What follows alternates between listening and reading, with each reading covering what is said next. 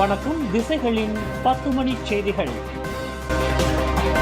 ஜொஹூரில் நாளை பொது விடுமுறை அறிவிப்பு. ஜனநாயக கடமையை நிறைவேற்றிய வாக்காளர்களுக்கு மாநில அரசாங்கம் நன்றி. 16வது ஜொஹூர் மாநில தேர்தலில் வாக்களித்து தங்களது ஜனநாயக கடமையை நிறைவேற்றிய வாக்காளர்களுக்கு நன்றி தெரிவிக்கும் வகையில் நாளை ஜூலை 13ஆம் தேதி திங்கட்கிழமை ஜொஹூர் மாநிலத்தில் பொது விடுமுறை அறிவிக்கப்பட்டுள்ளது.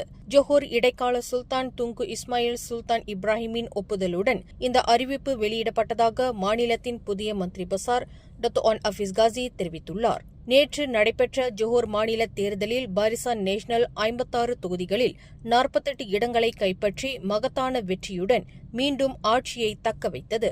மீதமுள்ள 8 தொகுதிகளில் பக்கத்தான் ஹரப்பன் கூட்டணி வெற்றி பெற்றது.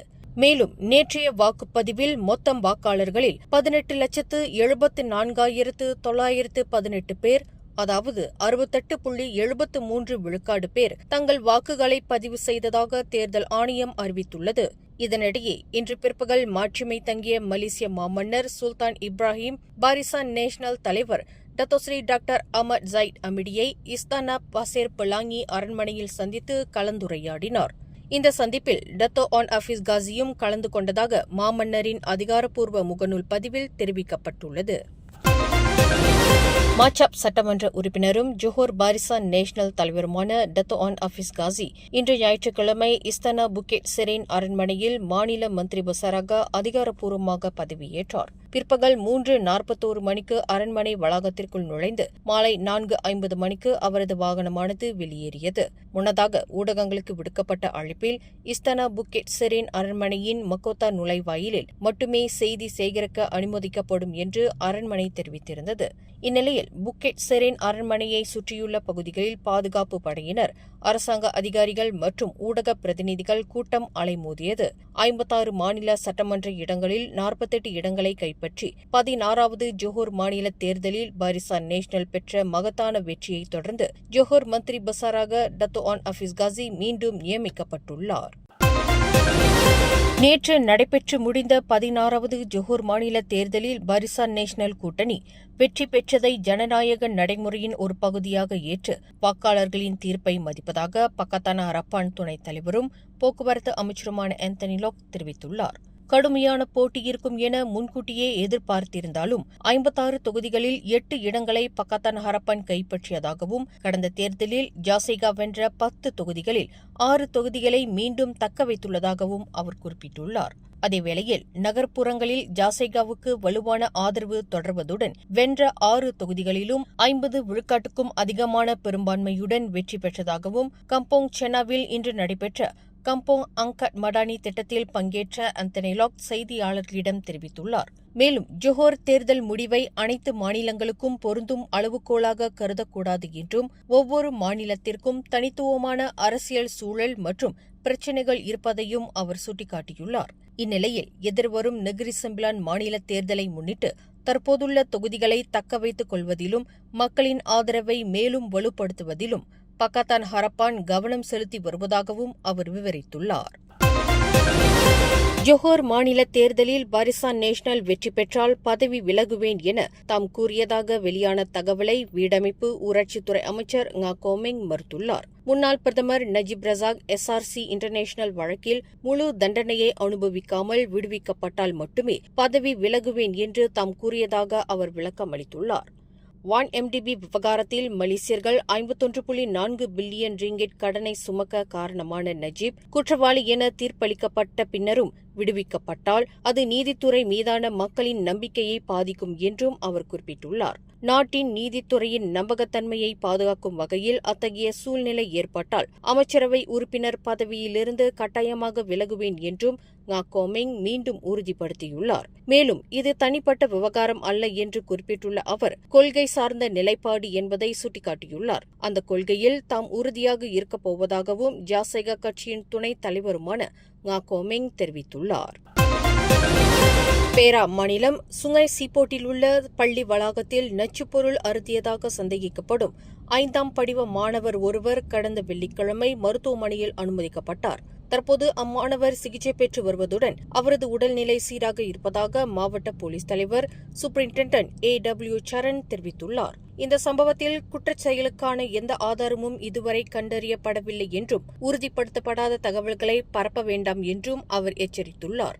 அதேவேளையில் மாணவரின் தனி உரிமையை மதித்து போலீஸ் விசாரணைக்கு இடையூறு ஏற்படுத்த வேண்டாம் என்றும் பொதுமக்களை அவர் கேட்டுக் கொண்டுள்ளார்.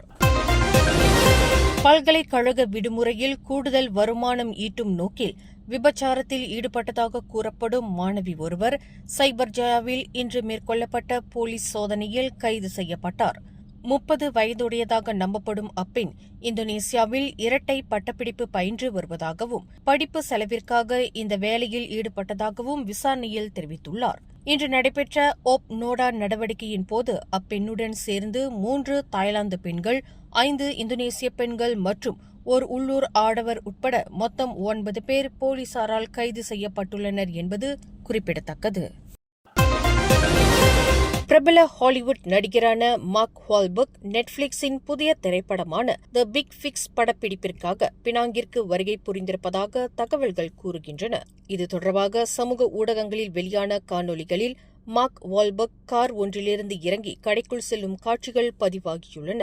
இதைக் கண்ட அவரது மலேசிய ரசிகர்கள் மிகுந்த உற்சாகம் அடைந்துள்ளனர். மேலும் படப்பிடிப்பிற்காக பெரிய கேமரா அமைப்புகள், ஒலி உபகரணங்கள் மற்றும் சிறப்பு படப்பிடிப்பு வசதிகள் அமைக்கப்பட்டிருந்ததுடன் சில சாலைகள் தற்காலிகமாக மூடப்பட்டதாகவும் தகவல் வெளியாகியுள்ளது. இந்த திரைப்படத்தில் மார்க் வால்பர்க்குடன் பிரிட்டிஷ் நடிகர் ரீஸ் அஹ்மெத் முக்கிய கதாபாத்திரத்தில் நடிக்கிறார். அனைத்துலக அளவில் நடைபெற்று வரும் இப்படத்தின் சில முக்கிய காட்சிகள் பினாங்கில் படமாக்கப்பட்டு வருவதாக கூறப்படுகின்றது. சபா மாநிலம் சிப்பிதாங்கில் மீன் பிடிக்கவும் வேட்டையாடவும் சென்ற நபர் மாயமானதாக கூறப்பட்ட நிலையில் துணியில் சுற்றப்பட்ட அவரது சடலம் மீட்கப்பட்டுள்ளது. கடந்த ஜூலை 3ஆம் தேதி நண்பர்கள் இருவருடன் சென்ற அவர் வீடு திரும்பாததால் குடும்பத்தினர் கடந்த ஜூலை 8ஆம் தேதி காணாமல் போனதாக போலீசில் புகார் அளித்தனர். அவருடன் சென்ற 2 நண்பர்கள் மட்டும் ஜூலை 5ஆம் தேதி திரும்பியிருந்தனர். விசாரணைக்காக நண்பர்கள் இருவரையும் கைது செய்த போலீசார் அவர்கள் அளித்த தகவலின் அடிப்படையில் துணியில் சுற்றப்பட்ட நிலையில் சடலத்தை மீட்டனர். இச்சம்பவம் தொடர்பான மேலதிக விசாரணை தொடர்ந்து நடைபெற்று வருகின்றது. கோலாலம்பூர் சிரம்பான் நெடுஞ்சாலையில் இன்று ஞாயிற்றுக்கிழமை அதிகாலை நிகழ்ந்த விபத்தில் மற்றொரு காரின் மீது மோதி தப்பியோடிய வெள்ளை நிற கார் ஓட்டுநரை போலீசார் தீவிரமாக தேடி வருகின்றனர். அதிகாலை 5:45 மணியளவில் பழுப்பு நிற கார் ஒன்று திடீரென கட்டுப்பாட்டை இழந்து சாலை தடுப்பில் மோதி சுழன்றதாக முதற்கட்ட விசாரணையில் தெரியவந்துள்ளது.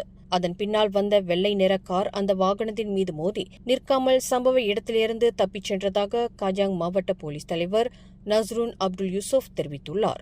இந்த விபத்தில் பழுப்பு நிற காரில் பயணித்த 27 வயதான பெண் சம்பவ இடத்திலேயே உயிரிழந்ததாகவும் தெரிவிக்கப்பட்டுள்ளது. மேலும் அக்காரில் இருந்த 22 வயதுடைய 2 நபர்கள் காயங்களுடன் சிர்டாங் மருத்துவமனையில் அனுமதிக்கப்பட்டுள்ளதாகவும் நஸ்ருன் குறிப்பிட்டுள்ளார்.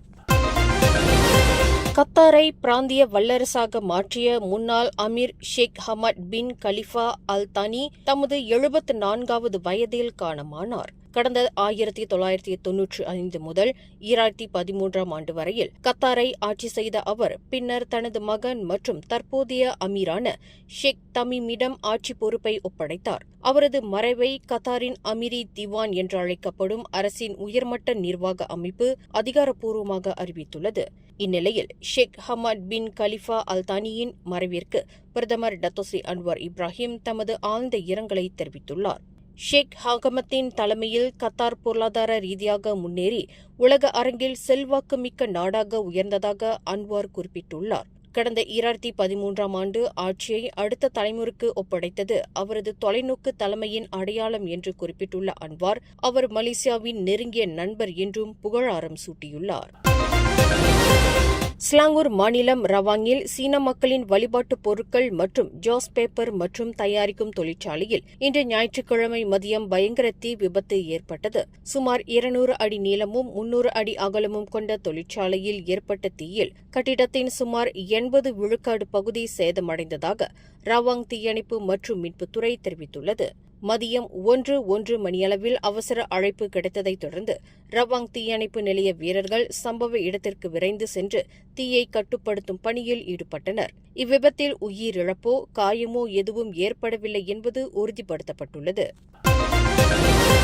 உத்தரப்பிரதேச மாநிலம் ஹப்பூரில் குடிநீர் என நினைத்து பாட்டிலில் இருந்த அமிலத்தை அருந்திய இளம்பெண் ஒருவர் மருத்துவமனையில் தீவிர சிகிச்சை பிரிவில் அனுமதிக்கப்பட்டுள்ளார்.